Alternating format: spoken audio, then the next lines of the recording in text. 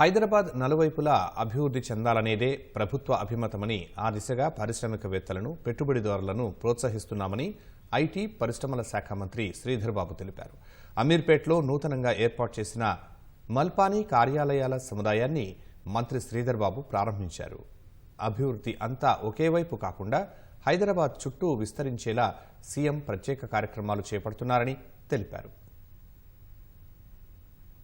రాష్ట్రంలో ప్రధానంగా హైదరాబాద్ నగరంలో ఇలాంటి వ్యవస్థలు ఇంకా అనేకంగా రావాల్సి ఉంది. కేవలం పశ్చిమ భాగానికే పరిమితం కాకుండా పలు దిశల్లో కూడా ఇలాంటి కార్యాలయాలు ఏర్పాటు చేస్తే మొత్తం 4 డైరెక్షన్లో కూడా హైదరాబాదు ఆ విధంగా అభివృద్ధి కావాలని మా ఆకాంక్షతో చాలా పెద్ద కంపెనీస్ వస్తూ ఉన్నాయి.